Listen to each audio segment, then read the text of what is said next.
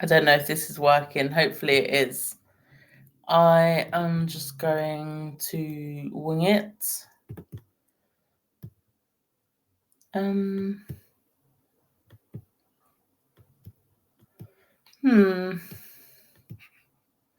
Hi everyone. Hello.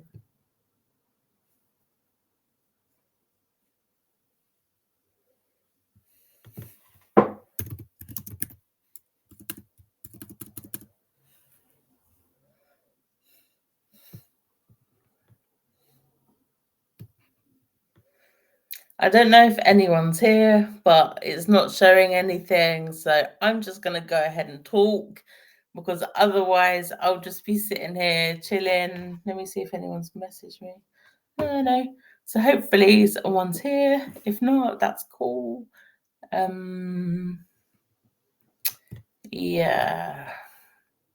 Is anyone here? I don't know. I'm so nervous.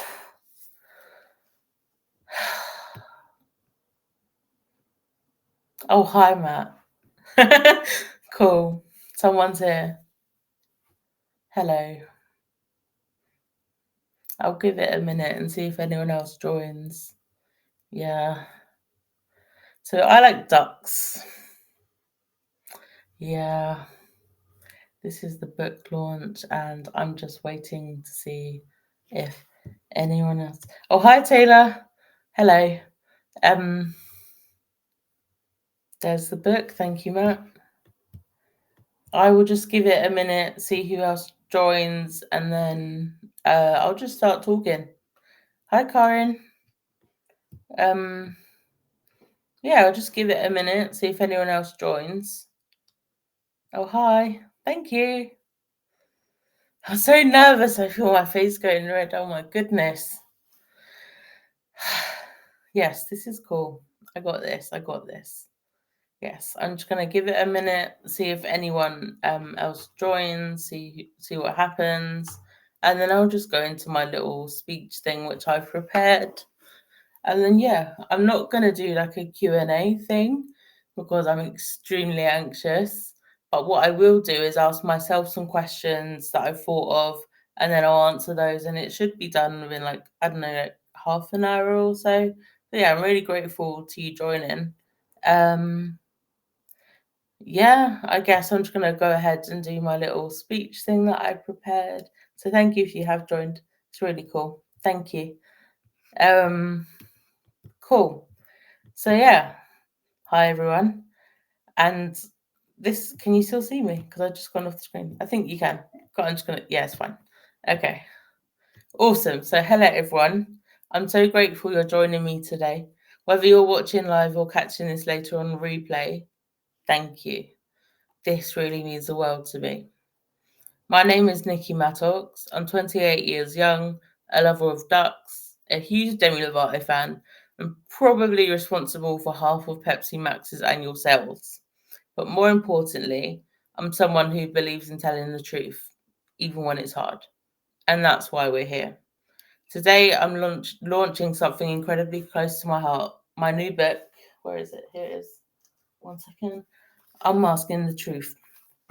This isn't just a book launch. This is a story, my story, and everyone who contributed. And in many ways, it's our story because it's about what it means to be human, to be broken, to be healing, and to survive. I'm just going to get some water. Hang on. Okay. Let me take you back a bit. I grew up in a world where being silent meant being safe, where the goal was to look okay, even if you were falling apart inside. Sound familiar? From family, from peers, from society, I was fed lies. Lies about who I was allowed to be, how I should behave, how much of myself was acceptable. I was told, directly and indirectly, that I was too much, too emotional, too loud, and too broken. So I put on a mask, and I wore it well. But over time, the mask got heavier and heavier, and until one day I couldn't carry it anymore. I reached a breaking point, and at that moment, I had two choices. keep living the lie, or unmask the truth. And I chose truth. Now, choosing truth does not mean everything suddenly gets better. Spoiler alert, it doesn't. What it means is that I stopped running, I stopped pretending, and I started healing. Messy, painful, beautiful healing. One part of my truth is that I live with borderline personality disorder, or BPD. Some people hear that and make assumptions, others back away. But for me, it's just a part of my story, not the whole of it. Living with BPD means I can be impulsive, like deciding yesterday to go full steam ahead with a Facebook Live book launch today. Yeah. But it also means I feel deeply, I care deeply, and I connect deeply. Sometimes the very traits that people criticize in us are the same ones someone else will love us for. It's all about perspective. Another part of my truth, I've spent most of my life feeling unworthy. I believed, and I mean genuinely believed, that I wasn't good enough, not smart enough, and not lovable, not deserving of happiness, success, or even basic kindness. But here's what I've learned through therapy, reflection, and writing this book. Those beliefs didn't come from nowhere. They were learned, conditioned, planted in me by painful experiences, and reinforced over and over again. And here's the good news: if something is learned, it can also be unlearned. That's what Unmasking the Truth is about. It's a book that unpacks the lies I was told and the lies I told myself. From childhood through to adulthood, it's about how I internalize pain and how I'm now learning to rewrite that narrative. I want to share a little bit about behind the scenes too. Writing this book was really hard. There were days when the idea of sitting at my laptop and revisiting old wounds felt impossible, but I did make it through that. And in those cracks between tears and triumphs, I wrote. Not polished chapters, just raw, honest accounts. So, Unmasking the Truth is a collection of reflections on trauma, abuse, addiction, shame, and ultimately healing. It's a tribute to those to the people who told their stories alongside mine, and I'm honoured to feature these brave, incredible contributors: Inej Malia Cement, Jasmine Eastwood, Jamal Elahi Bokus, Kamala Pudell, Matt Borby, Azina Gruma, Laura Hope Cordell, Seth Juicer, Mary Smell, Victoria Cape, Stephen Thomas, Crystal Davis, Belle, and an anonymous soul. Their stories add depth and diversity to this book. Together, we created something I truly believe will speak to the hearts of many. So, what is healing really? For me, it's not about erasing the past or getting over it. It's about understanding it, naming it, and reclaiming power from it. It's about finding tools like journaling, mindfulness, and mentalizing to challenge those deep rooted lies. It's about relearning self worth from being based on others' opinions to something that comes from within. And it's about speaking up, even when your voice shakes, like right now, because silence no longer serves you. One second, I need water. I wrote this book for the ones who've been told to move on, for the ones that have felt like they're too much or not enough, for the ones who feel invisible, voiceless, and forgotten, for the ones who are surviving one day at a time. This book is for you. And if you're someone who's ever dreamed of sharing your own story, here's my advice. Don't wait to feel ready. You might never feel ready. Do it scared, do it messy, and do it for you. Even if no one reads it, write it. And even if your voice shakes, speak it. Because your story matters and the world needs more truth. I also wrote this book because I know what it's like to sit in a sterile room, hearing professionals and other people talk about you like you're not there. I know what it's like to feel so much pain you feel like it's better off not waking up. And I know what it's like for your loved ones to grieve you when you're not gone. I don't want anyone else to feel like dying is the only way to be heard. I hear you, I see you, and you are worthy. And I'm just gonna, it's only been like 5 minutes, and that's meant to have lasted me a bit longer. So I'm going to just go through some questions that I wrote for myself to answer. So yeah, what inspired me to write Unmasking the Truth? I guess I've been, for the last 2 years, I've been doing some intensive outpatient therapy for BPD called mentalization based therapy. And that's been really helpful. Yeah, I've learned a lot about myself and different coping strategies and ways to be curious about myself and ways to help myself. And it was in group therapy, I took things to group that I thought I was the only one, because I spent so long feeling like I was the different from everyone else in the world. Like I was a different species altogether. And through doing therapy, when I took those thoughts to group and I realized I spoke them out in the open, I realized that actually, I'm not alone and lots of other people feel this way. The core message or theme I want readers to take away is that you're not alone, which is what I've learned time and time again through doing this kind of work. That I'm not alone, that we all struggle with mental health sometimes. We all have feelings, we all have thoughts. We're not robots. And this book really does demonstrate that. And then the next question is, how much of the book is drawn from personal experience? I would say quite a lot of it. Not just mine, but also the contributors. The contributors did an amazing job, and I know some of you will be watching, so shout out to you. You're awesome. And everyone watching, you're awesome too, obviously. But yeah, the book it is a lot about my story, but it's also to show other people's stories, because I can't speak on behalf of other people. I can't speak on what it's like to live in a different country, to have a different gender. Do you know what I mean? Like I can't talk on behalf of other people, but I can amplify their voices. So this book really does. I just keep showing it. I'm going to put it down. This book really does make you feel like you're not alone, no matter who you are, no matter what backgrounds you come from. There's something in this book for everyone. Were there any parts that were especially hard to write? There were. I think I go talk about it in the book, but like there's certain traumas I've been through that are really hard to write about. I won't go into it here or even in the book, but it's hard to write about things that I've held in myself for so long.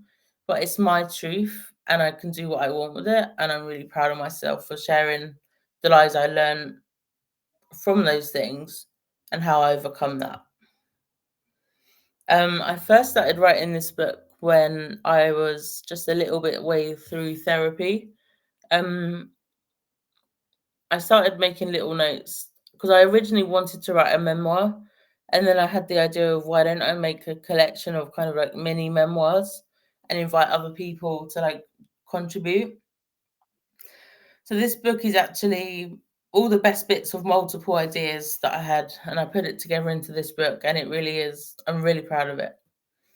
The biggest challenge in getting it finished was probably knowing where to publish it and what to do with it, because like I wanted to publish it through a publisher, but there's a lot of vanity publishers out there that want a lot of money. So I thought to myself, eventually I'm just going to self-publish it, and if it sells well, then it does, and if it doesn't, then it doesn't. I want to take that risk because I believe in this work wholeheartedly, and I think it's really important. And I think you should read the book. Yeah. How did? Sorry. Okay, my bad. Sorry. Right. How did I stay motivated during tough writing days? I think I thought about my little self and what she needed to hear, like teenage Nikki, for example, when I first started hearing voices and stuff, and I thought I'm the only one, like I'm such a freak and stuff.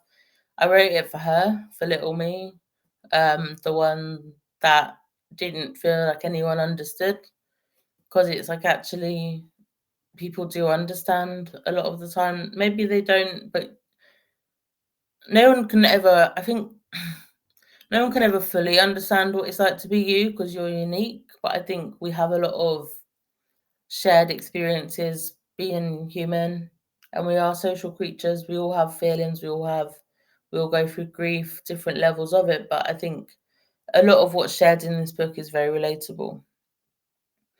And things I learned about myself during this writing process is that I learned there are actually still a lot of lies that I still tell myself for. And I realized that I've come a lot further than I ever thought I had. There's a bit in the book at the end about the things I've overcome and fears and facts, and I kind of challenge myself on some of the lies I tell myself. And I've realized that I actually came a lot further writing this book than I thought I did. What kind of conversations do I hope this book will start? I hope it helps you to realize whether you buy the book or not, or watch the live, or whether you've already read the book, or you're going to read a different book entirely about the same subject. Whatever it is, it's okay. I just hope that it will start a conversation about, our shared humanity and how we should all be kinder to each other because we're all facing things that you probably don't know about. You never know who around you is standing there trying not to fall apart, so it's just important to be kind. And after finishing reading this book, I want readers to feel seen and heard and worthy. Let's see. Do I have a favorite chapter or passage and why? So I think my favorite part is probably the fears and facts part at the end.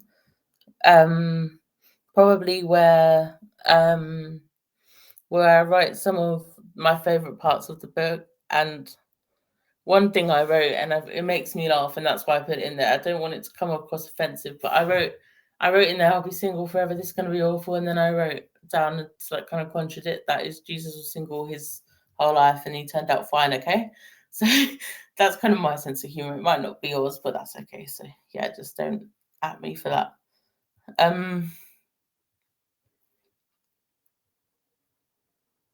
Okay, and then also just before I kind of come to a close, because I'm so nervous and my hands are shaking and sweating, I just want to go hide now. But just to put in the chat, I'm not gonna answer right now because I'm kind of really overwhelmed, but I will look back at these later. What questions do you have for me about the book or my journey? If you could put that in the chat. If you've read part of the book already, what stood out to you? And has the theme of this book ever shown up in your own life? I'll copy and paste these after I come off the live and put it in the chat for you to answer. But also just leave me a little message if that's okay. Just say whatever you want to say to me or about the book or to the contributors. Before I finish, I have to mention something I'm really proud of. Is that £1 from every sale of Unmasking the Truth goes directly to the kindness community. It's a beautiful organisation that embodies compassion, support, and human rights. Healing isn't just personal, it's collective. It's about building communities where truth is welcome, not silenced. And the kindness community really do that. Hopefully someone from the kindness community can post their link, but I really do believe in the kindness community. They are incredible. They've got a Facebook group and you should join that and look at their links and stuff because they really are amazing. Big up Laura, who's helped me a lot with this book. I need more water again. Okay. So, to everyone watching, thank you. Thank you for being here, for supporting me, and for believing in the power of truth. Whether you followed my journey for years or this is the first time hearing my story, I see you, I appreciate you, and I honor your presence. And I want you to know you are not alone. You never were. Unmasking the truth isn't just my story, it's an invitation for you to reflect, to feel, and to unmask, to let yourself be seen, fully, truthfully, and unapologetically. Thank you so much for being part of this launch. Thank you for seeing me. And if you're ready, I invite you to open the pages of Unmasking the Truth. Together, we heal. Thank you.